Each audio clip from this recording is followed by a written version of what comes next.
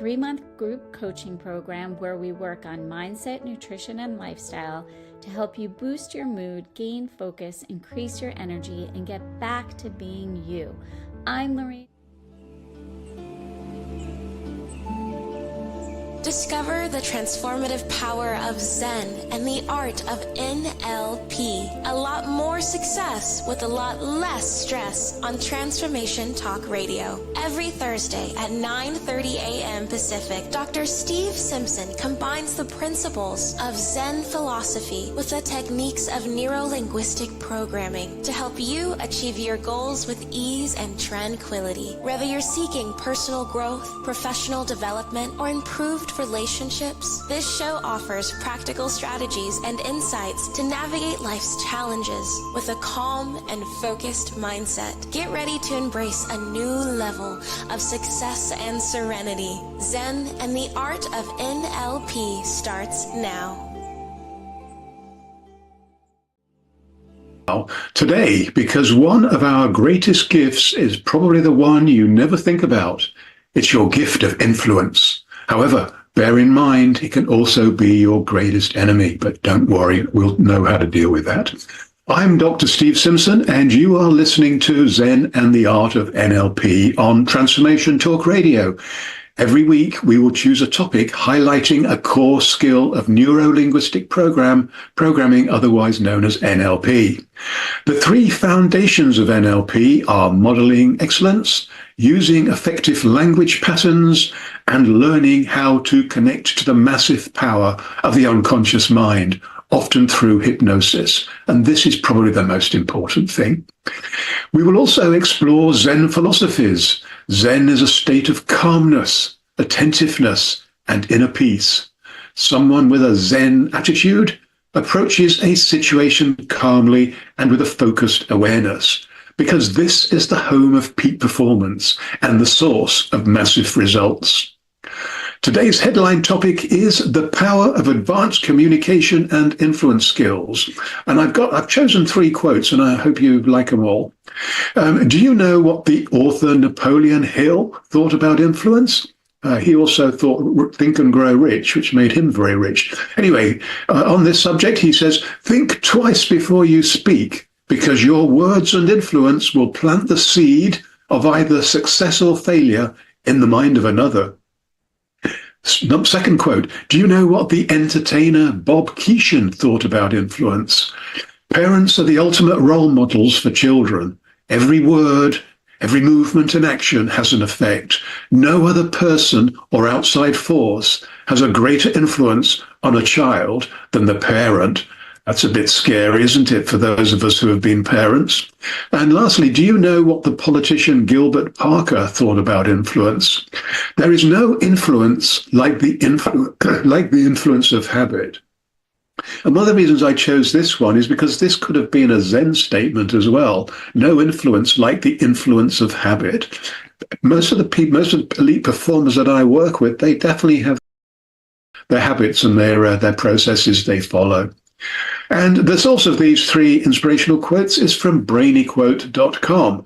So stay with us for the next 30 minutes and let us help you experience that sweet spot of mind, body and soul to embrace a new level of success and serenity, helping you achieve a lot more success with a lot less stress. Please post your questions and comments, and I'll do my best to answer them in the final part of the show. If you're brave, you can also call us now at our live call-in number. The lines are open, 1-800-930-2819.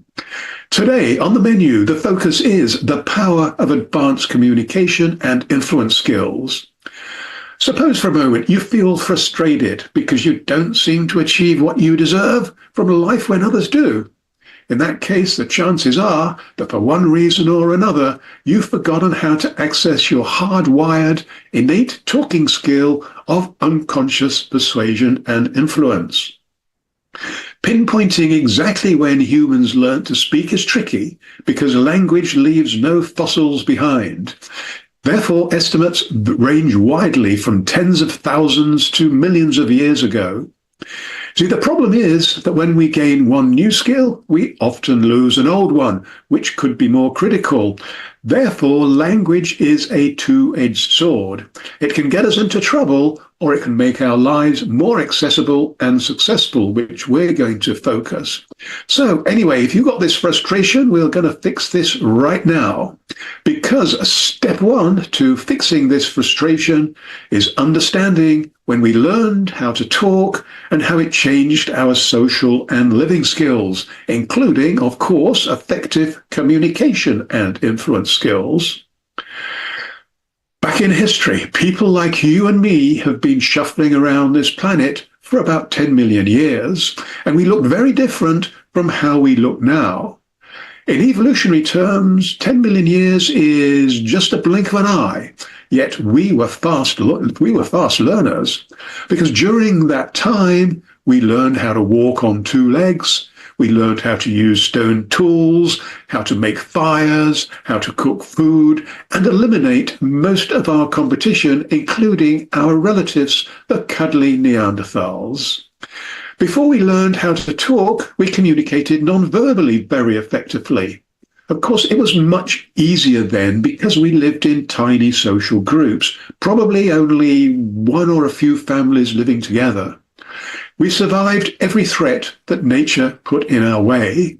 In other words, we were resilient, we were adaptable, we were opportunistic, and most importantly, we were very successful.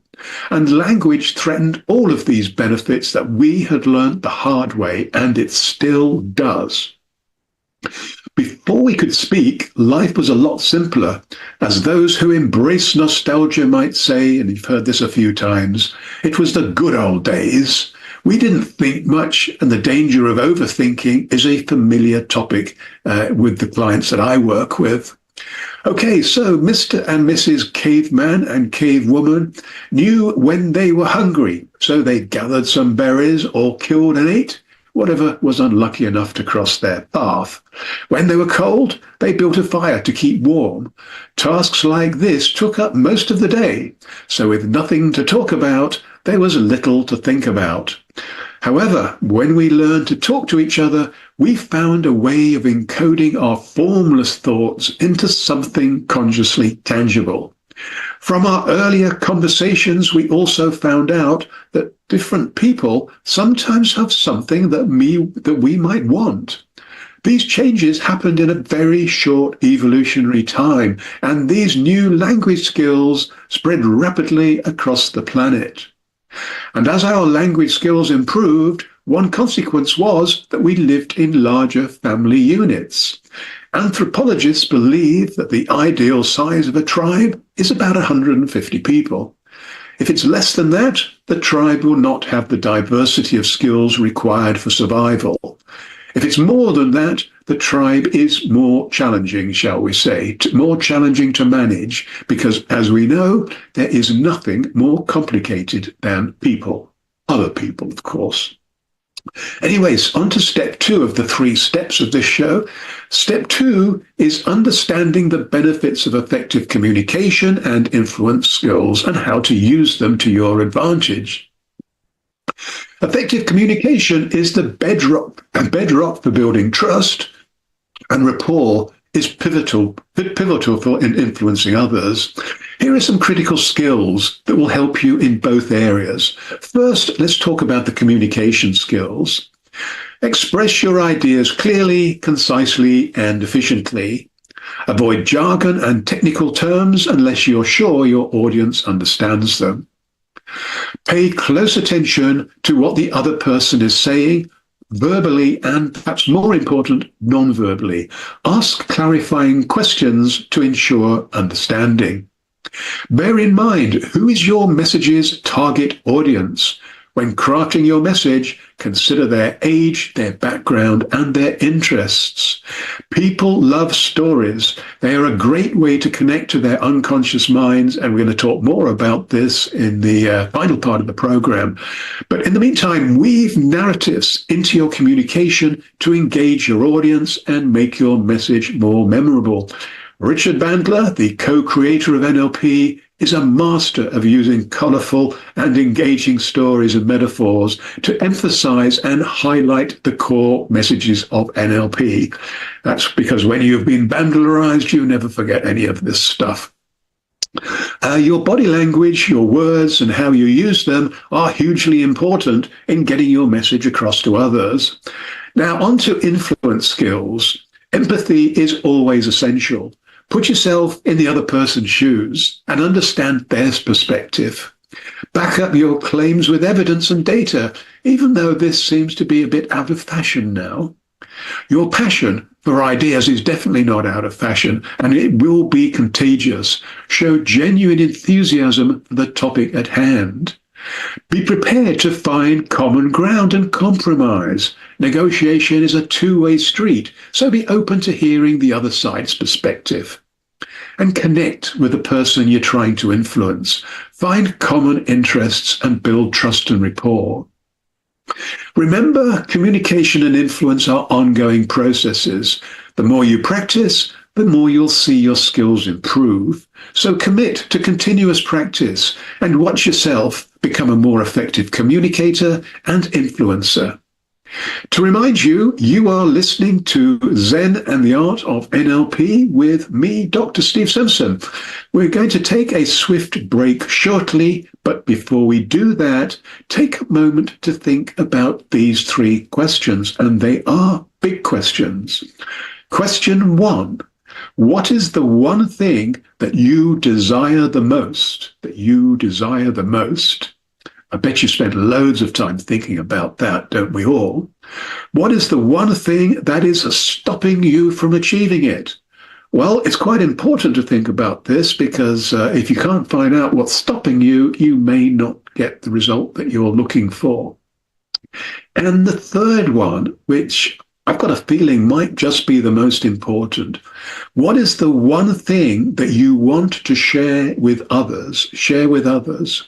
This is important because when we forget about me, and think about you, they, then it raises your frequencies because you're coming from a giving place, you're coming from a sharing place, you're coming from a helping place.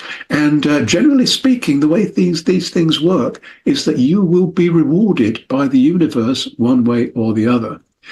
When we return, step 3, the final step, is to learn how Zen and NLP can enhance our persuasion and communication skills through storytelling.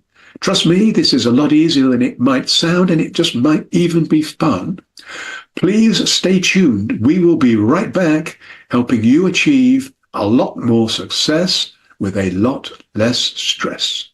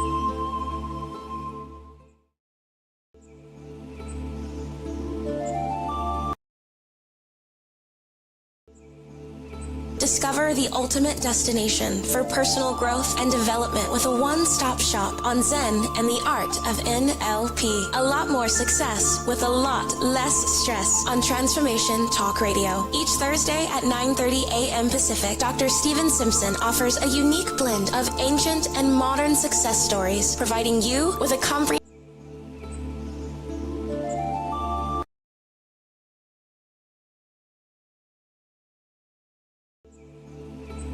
Discover the ultimate destination for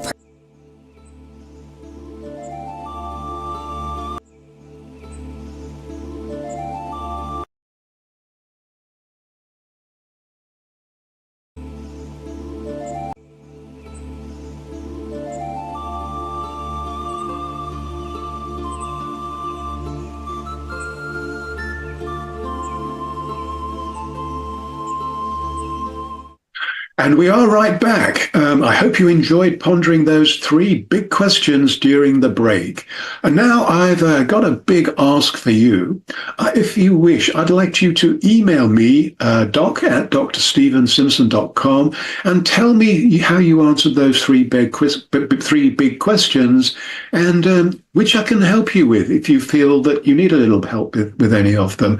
And there are several reasons why I'm making this offer or this ask, is that I'd like to use this as content for a future show. And in return, you will help others struggling with the same issues. When you help others, as I mentioned before, you raise your frequencies and receive many gifts from the universe. And you can also be anonymous, but tell me this in your note and I'll make sure not to mention your name. The best way to find out more about me and my work, and I hope you do, is to check out my website, drstephensimpson.com. Sign up for my free weekly newsletter and discover plenty of other free stuff to explore, including the Zen Doctor and the Poker Genius podcast channels. If you feel rich, and I hope you do, and if you don't, I hope you will be soon, you can also purchase some great books, hypnotic audio books, and coaching programs there. I confidently recommend Zen and the Art of Being Smart, the online course, because this will ignite your superpowers. This masterclass is presented as 6 audiobook files with written notes. Over the years, my elite clients have found these topics the most helpful. They're posting some massive results at the moment and in the past, so something is working for them. These superpower audiobooks contain hypnotic language to open the vault, which is guarding your unconscious mind's massive power. And just to let you know, the 6 monster superpower topics are, some of which we've addressed already in this series. Number 1, confidence. Number 2, visualization. Number 3, synchronicity. Number 4, the collective unconscious. Number 5, intuition and psychic skills. And mysteriously, number 6, the living in the 1% of reality. Back to step 3, and the final step is to learn how Zen and NLP can enhance our persuasion and communication skills through storytelling. This is an imaginary conversation from history, taken about 50,000 years ago, after we learnt to talk. Edward was one of history's first leaders, and this is his story. Bob was good at building stuff. We did not like him because he had nasty habits, but we allowed it. Bob was also not very generous, and he turned down our first request for him to build us a lovely house like his, but a bit bigger. We were tempted to kill him, but fortunately we saw the big picture and we devised a cunning plan. If Bob built our house, we would treat his tropical leg ulcers. We felt it better not to share with him the truth that we didn't have a clue where to start with his ulcers. We just made some mud, we smeared it on his leg, and told him it would take some time for them to heal, and that he just had to be patient. We also said the exercise would suit him, particularly climbing up and down ladders, building houses. And because we used our best hypnotic voice, Bob reluctantly agreed. And a few weeks later, the house was built. It was different from what we'd planned, but it was good enough. Finding a good builder has always been challenging. My growing family and I felt pretty smug as we sat on our veranda, drinking our fortified honey. Overall, our experiment with Bob worked quite nicely. Unfortunately, Bob was not the easiest person to work with, and he was a bit of a moan. He was still banging on about his ulcers. He didn't like my explanation that the recovery was slower than anticipated, because he was a negative thinker and a wrong person. In my best hypnotic voice again, I reassured him that he just needed to focus on cleaning up his aura and being a better person, and his ulcers would indeed heal. Overall, we recognized that whilst you can't always please everybody, the experiment was so successful that it was worth trying on a few others. To cut a long story short, within 2 years, we'd made our tribe of precisely 150 people. They all had valuable skills to offer the tribe, so they were still alive. I was the president because I was the best qualified and the oldest in my family. My other family held all the lesser government jobs. Now, when something sounds too good to be true, I soon learnt to my cost that it usually is. When things with our tribe were progressing nicely, we had an outbreak of what would be later called trouble at the mill. A few youngsters had gathered and decided that they could do a better job than me. Can you believe it? Now, my tolerance is legendary, but I found their behaviour unacceptable. I'll spare you all the gruesome details, but let's just say that sometimes one has to be firm but fair, not forgetting that one of the secrets of influence is to punish traitors without mercy, to scare the living daylights out of everybody else. Well, he was wrong there. That's not the way to influence people. Anyway, moving on to the story. Edward's story. However, I no longer rested so easily in my bed because I had an uncomfortable feeling that whilst I might have dealt with this small rebellion, it would probably not be the last one. I needed to come up with another cunning plan. Our ancestor Edward was lucky because one of the members of his tribe, Ian, knew that most people talk about the same things, usually the topics that cause them pain. So Ian's advice to Edward was to find where the pain is. And now that the tribes have learned to speak to each other, they talk nonsense. Almost all of it is untrue. It doesn't necessarily mean they're lying. They're just deluded and a little psychotic. This is what Ian said. Find out what they're worrying about, give them a solution and a compelling reason to follow you as their leader forever. Then they will be happy, even though they have to work more hours. More importantly, you will also be satisfied and a lot richer than before. As long as there are simple rules for everybody to adopt, and as long as there's a prize for compliance, people will usually do whatever you want them to do. The prize does not even have to exist. So everybody is happy, more or less. They know the rain will come and the crops will grow because you said you would take care of this with your magic. You're the happiest person because everyone else is doing all the work and you can relax and enjoy your well-earned fortified honey. As a footnote, Bob the Builder is also a bit happier because he has others to help him and he's stopped moaning about his leg ulcers. Edward's family is pleased because they're now living in a palace, and this story will be repeated many times up to the present date and presumably beyond. Now, an observer might point out that the tribe works longer hours for less money than before, and it's not noticeably happier.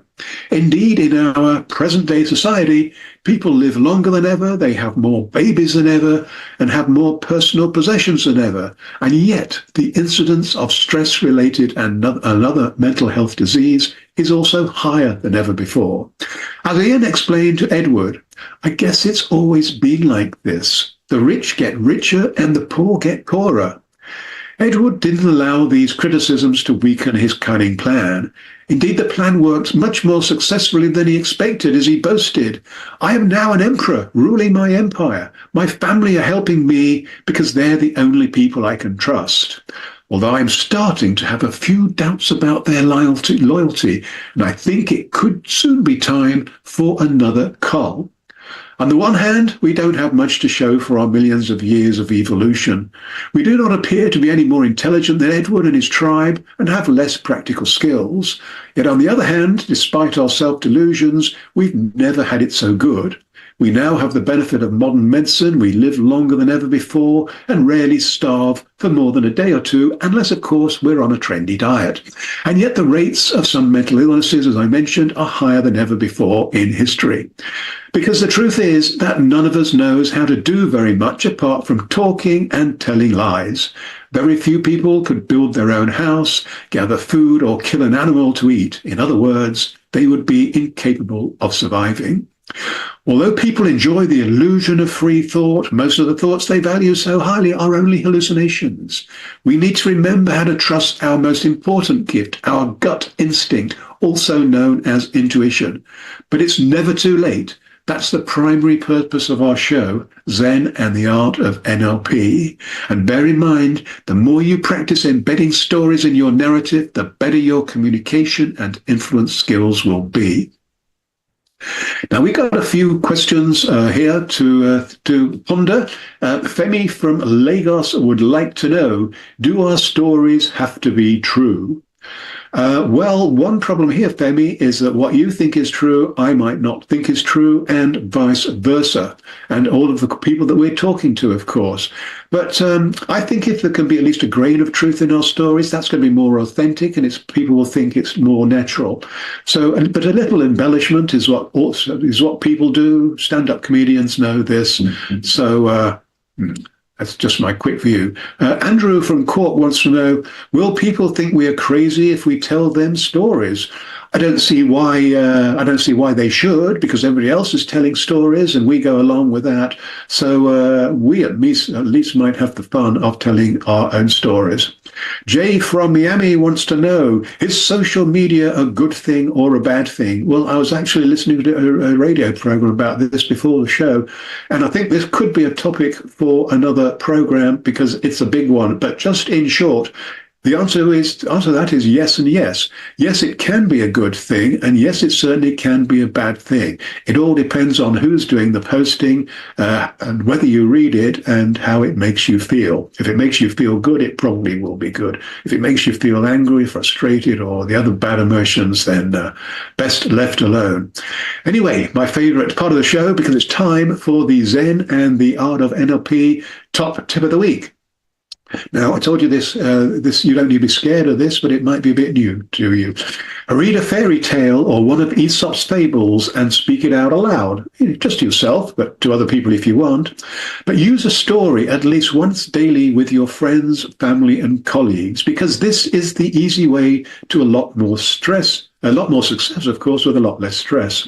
So thanks for joining us today. We've got a great program lined up for you on the same day and at the same time and at the same place next week. Be there and invite all your friends and family and everybody else too, even though people you don't like, because they might get to like you. Let's all raise the vibration of our world to a higher frequency, because it certainly needs it. Finally, don't forget to check out my website, drstephensimpson.com. Sign up for my free weekly newsletter and discover plenty of other great stuff too. So thanks for joining us today. I hope to see you next week. Have a cracking week, make lots of money and make lots of new friends and lots of fun. Goodbye for now. You have been listening to the Zen and Art of NLP. A lot more success with a lot less stress. Tune in every Thursday at 9:30 a.m. Pacific on Transformation Talk Radio as we dive into the depths of your unconscious mind and awaken your intuition, unlocking hidden talents and supercharging your personal and professional relationships. Continue embarking on a stress-free journey towards unparalleled success by subscribing to future episodes and stay updated on the latest content. Easily share these captivating shows with your loved ones and create meaningful connections. Book a personal session with Dr. Steve Simpson to delve deeper into the topics that resonate with you. You can visit his website at drstephensimpson.com.